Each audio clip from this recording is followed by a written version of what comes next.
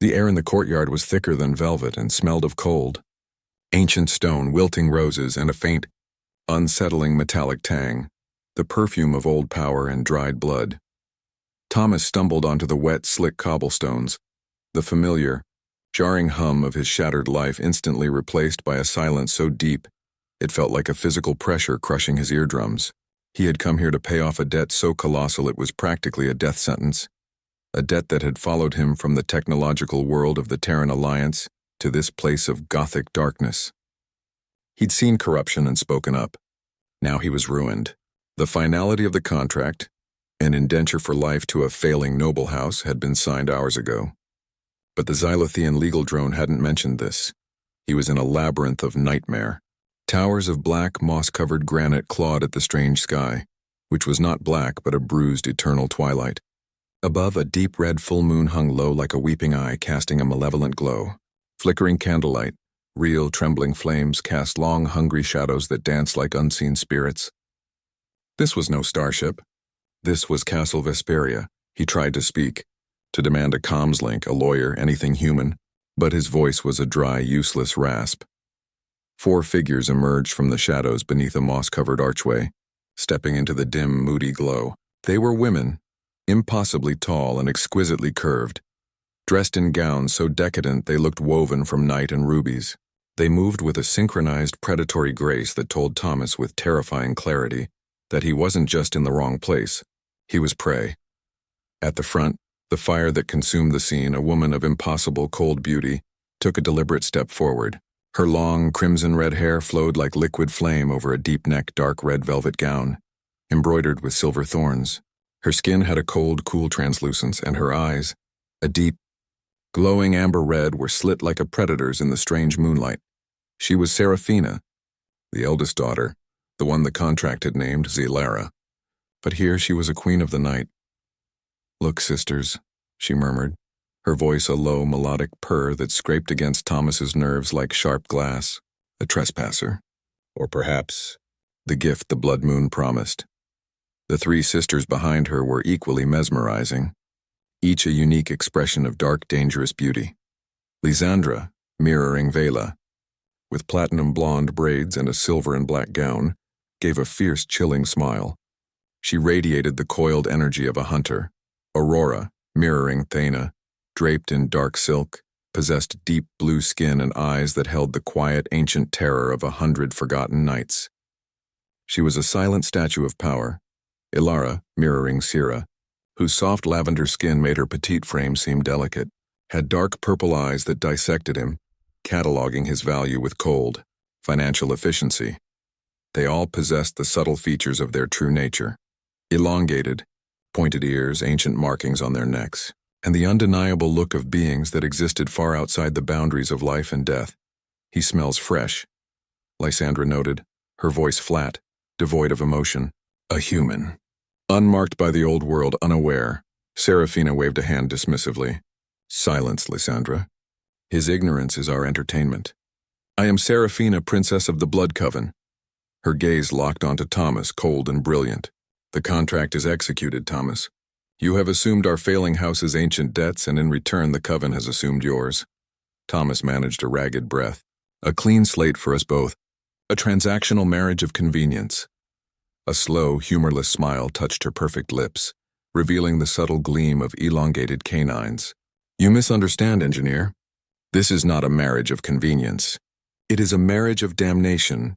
She gestured dramatically to the 3 figures flanking her. "You have not merely married me. The blood vow is absolute. When you bind yourself to the eldest, you bind yourself to the house. You have married us all. You are now responsible for our entire failing empire of the undead. Welcome to the family, consort." The silence that followed was heavier than a collapsing star. Thomas looked from one hostile, beautiful, immortal face to the next. The warrior, the strategist, the shadow, and the queen, his wives. The core of his contract had just shifted from corporate servitude to a lifetime of horror, fantasy, and a love that promised death. "He is what we could afford, Seraphina." Elara's clipped response broke the tension. His life force was sufficient to cover the interest payment on the Ethereum Guild loan this cycle. Barely.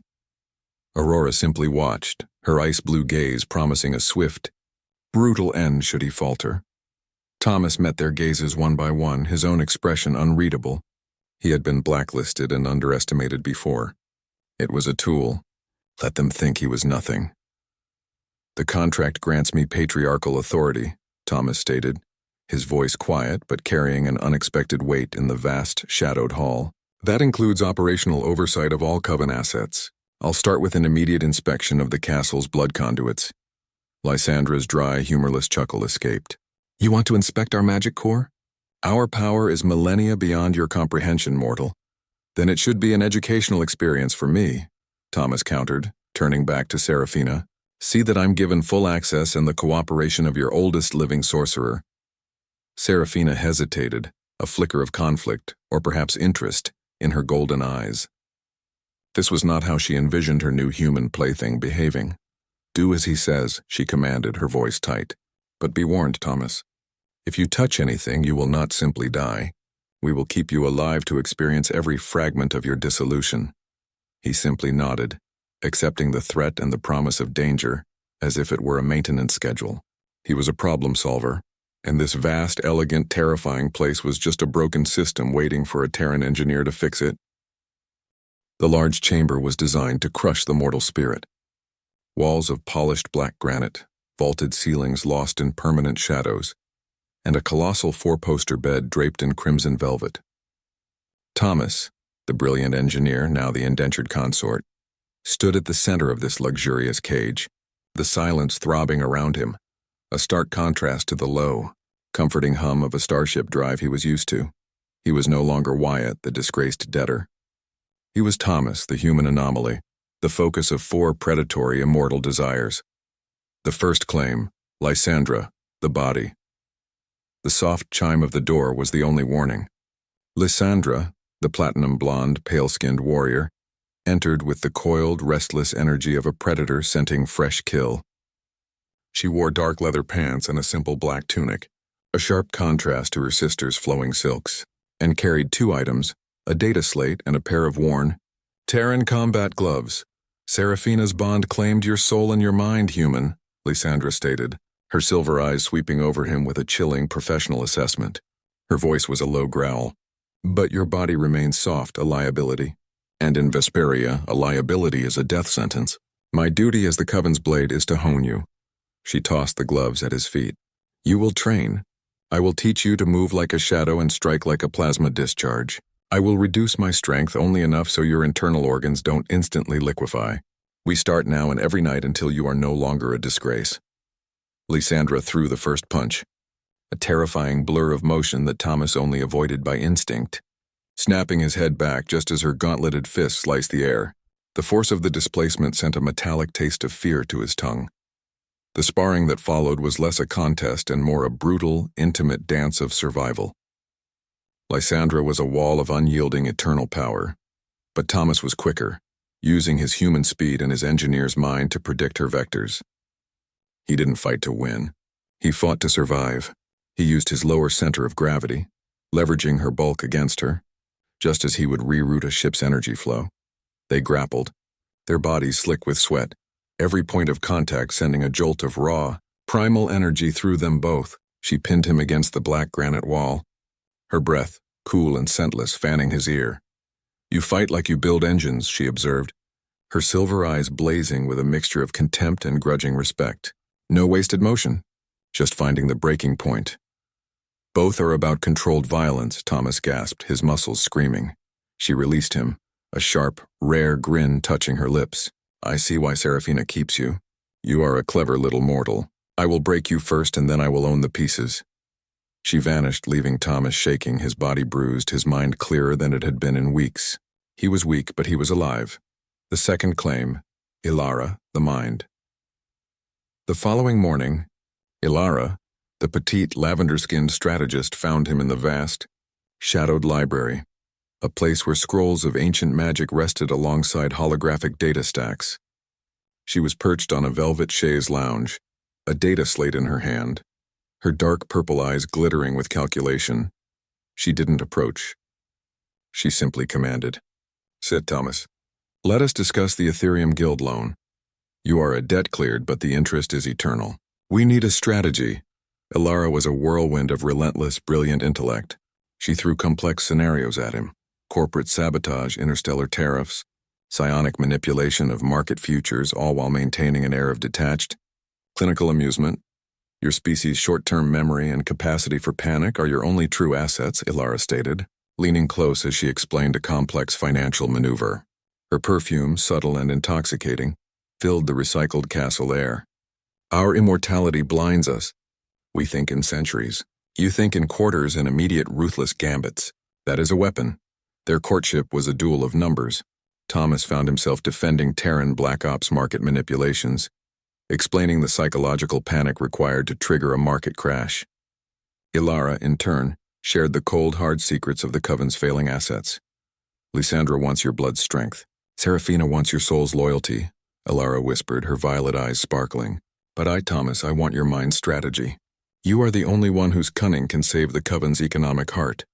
She was seductive in her brilliance. The pressure to keep pace with her intellect was exhilarating, and Thomas saw that failure here meant not physical harm, but a quiet, efficient erasure of his worth. Show me your deepest, most ruthless play, she challenged, her voice low. Show me how a human destroys an enemy with nothing but wit. Prove to me that your mind is worth the vast expense of your upkeep, or you will simply be relegated to a footnote in our ledger. He gave her the framework of the Regal 7 lone takedown, a complex, military-grade logic bomb designed to trigger simultaneous failures. Elara's lips curved into a rare, genuine, and terrifying smile. It was a vicious gambit, and she loved it. The third claim, Aurora, the soul, Aurora, the deep blue-skinned, silent security master, was the most unnerving. She arrived late that night after Thomas had finished his brutal session with Lysandra. She didn't announce herself. She simply materialized in his chambers, a living shadow in her dark, armored tunic. She spoke only in guarantees. Lysandra makes demands. Elara makes strategy. I only make guarantees. She sat on the edge of the bed, her ice-blue eyes fixed on him, reading the soldier beneath the engineer. You fight well, mortal, but you are vulnerable. Your thoughts, your emotions, they are a cacophony. Our enemies, the old rival Coven, will use it to tear us apart. She was the Coven's psionic anchor, the one who absorbed and mitigated the emotional chaos of her sisters. Her focus on Thomas was pure, unnerving possession. They will want to change you, to use you, Aurora stated, her voice a deep rumble. I want to possess you as you are, unconditionally. You will be my anchor in this eternal night. Your human chaos will protect us from the controlled malice of our enemies. Thomas felt a strange, dizzying attraction to her honesty. She didn't pretend to want love or partnership. She wanted a weapon of profound psychological stability. Every instinct you have is a threat to our ancient ways, but a shield against our modern enemies, she continued, standing. Your soul is a vibrant, unpredictable storm. I guarantee your safety from the external world, and from your own sister's reckless desires if you only submit to my protection. She stood guard by the door until dawn, a silent, armored presence. She did not touch him, but her powerful psionic presence wrapped around him like a suffocating blanket, a terrifying promise of absolute protection and total loss of self. The fourth claim, Seraphina, the heart. It was Seraphina's, the crimson-haired queen, ritual to claim him.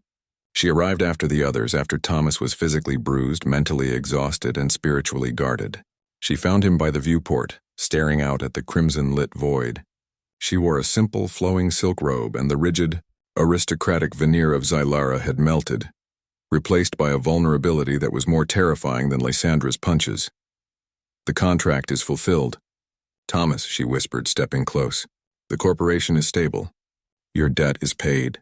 But the bond is not yet sealed. She reached up, her cool fingers tracing the line of his jaw. Lysandra sees your defiance. Elara sees your mind. Aurora sees your survival. But Thomas, I love you for the man you are, not because you saved us, but because you risked yourself for integrity. That is the power I need to save our dying Coven. Her golden eyes held his, luminous and liquid with a fierce, unsettling love. We all do, each in our own terrifying way. And we are ready to be your wives in every sense of the word. She offered him a choice, though it felt more like a fatal finality. Tonight we seal the vow. It is a surrender and a claim. A wedding night that begins your immortality, or ends your mortality. The cold, sterile arrangement was over. Thomas looked at the woman who had gone from jailer to queen, from a debt collector to a desperate soul. The love in her eyes was real, but behind it lurked the terrible, inevitable shadow of her vampire nature. He pulled her into his arms, his mouth finding hers in a kiss that tasted of victory, hot metal and a terrifying future. It was a full, unconditional surrender. As he lifted her, his mouth never leaving hers, he looked out at the endless sea of stars, knowing he was no longer a debtor or an outcast. He was the consort of the Crimson Coven, and his life and his blood belonged to all four sisters. The night after the Blood Vow felt less like a romantic climax and more like the calm before a devastating storm. Thomas woke bruised not from Lysandra's sparring but from a profound, ecstatic depletion. His humanity was now deeply woven into the ancient, chilling fabric of the Coven. He was no longer just the engineer. He was the consort, the living, breathing anchor for four immortal, unpredictable forces. The new flagship, a fusion of Terran brute efficiency and Vesperian dark aesthetics, flew through the void, a testament to Thomas's genius and the Coven's newfound wealth. The grease was gone, replaced by expensive soap, but the low, powerful thrum of the hybrid drive core vibrating through the deck plates remained his only true comfort.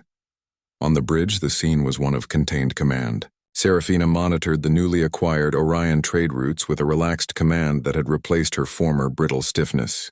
Lysandra was at the helm, flying an orbital slalom course in the simulator, her competitive affection a constant, exhilarating challenge for Thomas. Elara was charting market futures, her violet eyes glittering with the thrill of a successful hunt. It was Aurora, the silent, dark shadow who broke the calm. The perimeter is compromised, Aurora's voice, the low rumble of a perfectly tuned engine, cut through the strategic calm. Her ice blue eyes, usually scanning for non-existent threats, were now locked on the main view screen. A single vessel, primitive, heavily shielded, and moving with an illogical, unpredictable trajectory. It is avoiding every standard military choke point. Thomas strode to the command station, the feeling of the Blood Vow still thrumming beneath his skin, sharpening his instincts. That's not a civilian vessel, and it's not Vesperian, Thomas said, his mind racing through old Terran Black Ops protocols. It's a theoretical attack vector I designed 7 years ago for the Alliance Fleet Black Ops. A maneuver so illogical, so purely human that no automated system can track it. Seraphina's eyes narrowed, the golden slit flaring with ancient fury. The signature. It belongs to Magnate Kalin, but he is financially ruined, a non-entity. He has no fleet. He doesn't need a fleet, Thomas countered, his voice flat. He needs a weapon and a fanatic's resolve. This is not a business challenge, Seraphina. It's an assassination attempt. The hunter's trap, the primitive vessel, a squat, brutalist piece of engineering, fired its opening salvo, not plasma torpedoes, but a concentrated blast of UV spectrum radiation, amplified by archaic satellite arrays hidden in the nebula's dust cloud. Red alert klaxons blared, casting the bridge in an infernal glow. Shields are down by 30%. The UV exposure is frying the outer conduits, Aurora reported, her voice tight with disbelief. He knows our weaknesses. This is a hunter's raid. He doesn't want to kill us, Thomas yelled, fighting the rising panic of the Vesperian bridge crew. He wants to pin us. We are pinned against the Aran Nebula's gravimetric shears, Elara hissed, her face pale. The only way out is a direct, impossible jump. Thomas slammed his hand down on the control panel, the metal cool beneath his fingers. He looked at Seraphina. Kalin set a trap. He knows the ship. He knows my work. He doesn't want to bankrupt you. He wants you gone, and he is counting on our Vesperian arrogance to use our standard escape routes. Then we will use the human route, Seraphina commanded, her voice regaining its iron composure, her crimson hair flowing around her like a battle standard. Tell us what to do, consort. We follow your lead. The Coven's counter. The engine room became a hell of shrieking alarms and groaning metal. Thomas worked with a focused intensity that was terrifying and beautiful to watch. He bypassed entire elegant ancient systems, rerouted psionic plasma conduits with physical, crude Terran levers, rebuilding the machine into something brutal and functional. The logic bomb is designed to prevent a controlled restart, Thomas yelled to Seraphina over the din. So we're not going to do a controlled restart. He wrenched open a panel exposing the core's blood catalyst chamber, the pulsing heart of the Vesperian drive. We are going to manually purge the primary plasma injector and detonate the power within the magnetic containment field. We will slingshot out of this nebula using a controlled explosion. Seraphina gasped, her hand instinctively going to his arm. That is insane. The feedback will shatter the core and the blood catalyst will vaporize. Not if we time it perfectly with the gravitational wave from that pulsar, Thomas countered, pointing to the schematic Lysandra was feeding them. Lysandra pilots us into the trough of the wave. The gravity will compress the containment field for a fraction of a second, just enough to absorb the blast. It is a slingshot. A very, very big one, forged in fire and blood. He looked at her, his gray human eyes burning with an intensity that stole her breath. You have to trust me, Seraphina. Trust the chaos of my human mind. She looked at his hand on the purge lever, then back to his face. There was no doubt, no fear, only certainty. I do, she breathed, her voice a fierce whisper. The plasma vow on the bridge. Lysandra gritted her teeth and plunged the ship into the swirling, violent currents of the nebula. The ship screamed in protest. In the engine room, Thomas and Seraphina braced themselves. His hand, warm and human, covered hers, cool and immortal, on the purge lever. Now, Seraphina. Together they slammed the lever down. For a terrifying, silent moment, nothing happened. Then the universe seemed to turn white. A concussive force threw them against the far wall, a deafening roar shaking the ship to its foundations. The lights died, then flickered back to life, revealing the steady, calm, powerful green of a fully operational, though protesting, drive core. On the bridge, the view screen showed them soaring out of the nebula, a trail of vented plasma glowing behind them like the tail of a newborn comet. They had done the impossible. Thomas slumped against the wall, his body trembling with adrenaline. Seraphina pushed herself up, her golden eyes fixed on him, filled with a look of pure, unadulterated awe and ferocious love. In the cramped, hot, and dangerous confines of the engine room, amid the threat of imminent death, respect, trust, and the smoldering embers of desire had burst into a raging inferno. She was no longer Elara, the guarded heiress. She was Seraphina, the vampire queen, and her human consort had saved her. The Stardust Drifter limped into the Coven's hidden celestial dock, battered but alive. On the bridge, the crew's ragged cheers were a sound Thomas hadn't heard in years, the raw, honest joy of survival. The sisters, having witnessed the spectacular, illogical genius of a human mind conquering millennia of immortal complacency, saw him no longer as a debtor but as a force. The contempt was gone, replaced by a complex cocktail of respect, profound attraction, and a possessiveness that was terrifyingly absolute. The Coven's gratitude. The victory celebration was muted and private, held in the main boardroom where the hollow table now showed the Coven's assets glowing, with a healthy, vibrant blue. Thomas stood before it, nursing a glass of potent Vesperian whiskey, the scent of ozone and hot metal still clinging to his skin. One by one, the sisters came to him, their formality stripped away by the shared fire of survival. Elara glided in first, her violet eyes sparkling with predatory glee. It is done. Following your strategy, we executed a simultaneous stock dump and buyback. Kalin's ruin is spectacular and complete. You demonstrated that the greatest risks yield the greatest rewards, Thomas. My mind belongs to your strategy. Next was Aurora, a living shadow in her dark fatigues. She gave a rare, sharp nod. You fight and build with the same philosophy, finding the breaking point. Well done, consort. Her ice-blue eyes held a terrifying depth of respect. Your silence and your intensity are a language I understand. My loyalty belongs to your control.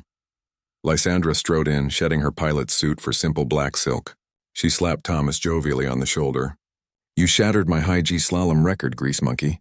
Your reckless maneuvering was exhilarating. I've been watching your Terran combat katas. You move with a wiry, deceptive power. Her grin widened. I look forward to our next session. My strength belongs to your challenge. The final claiming, but it was Seraphina who anchored his soul. She entered last, her crimson hair unbound, her elegant gown replaced with a simple flowing silk robe. The proud, brittle heiress was gone, and in her place was a woman, a vampire queen, vulnerable and open. The contract is fulfilled, she whispered, her golden eyes luminous as she approached him. The corporation is safe. Your debt is paid, but the bond is not yet sealed. She took a step closer, the floral, ancient scent of her skin filling the space between them.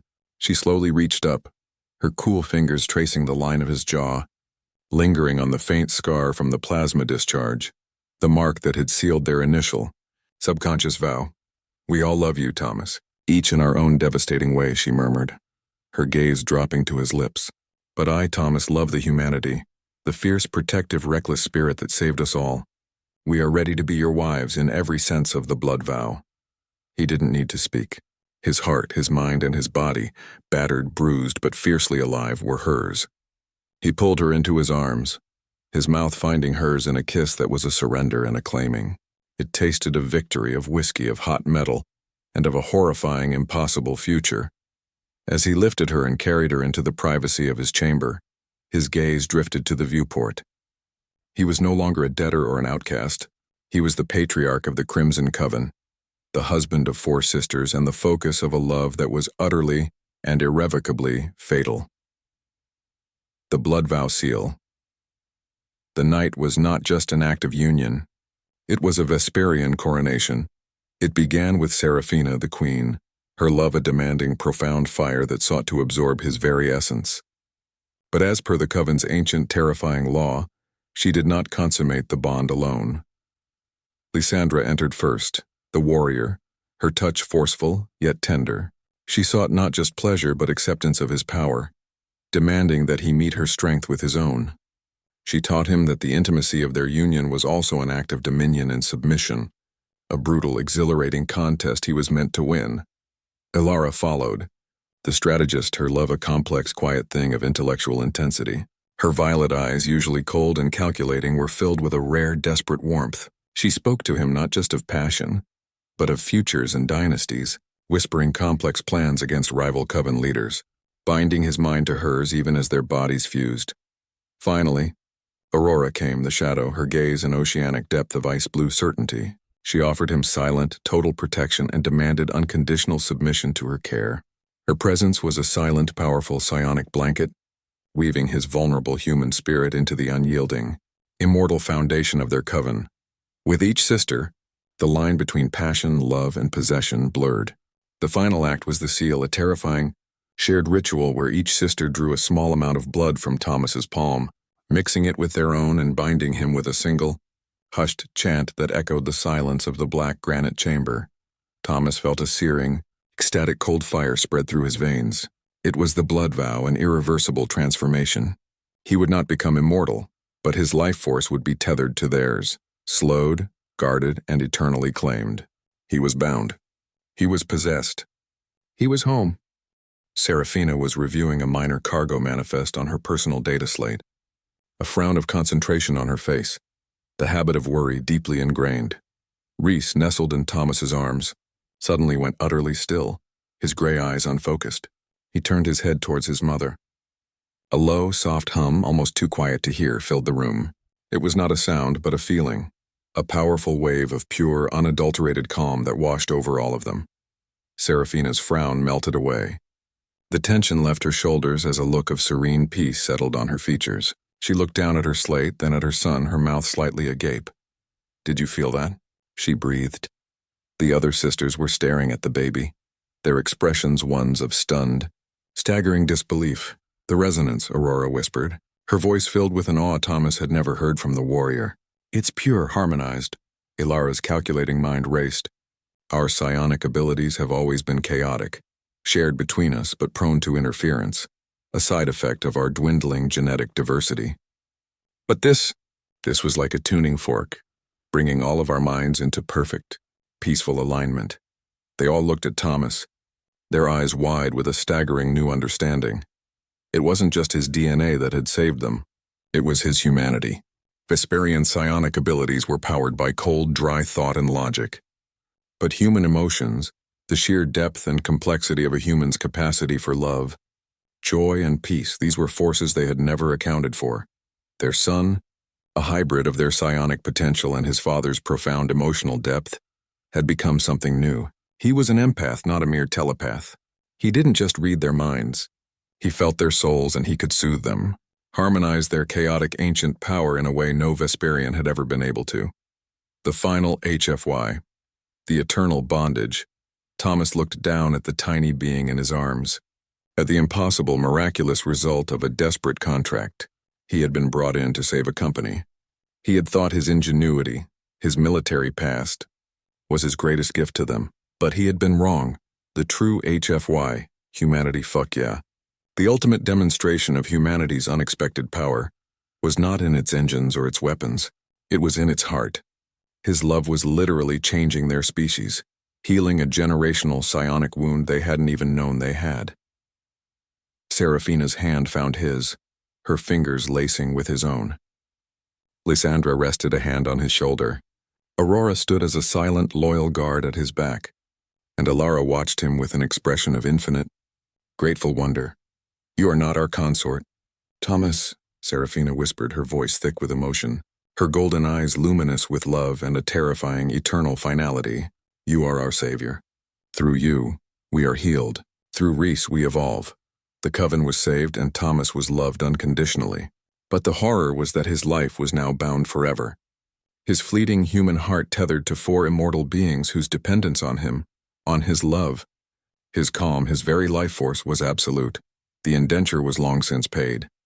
The real debt, the one of love and evolutionary necessity, was one they would happily spend the rest of their eternal lives repaying. He was home. He was loved. And he was forever claimed by the Crimson Coven.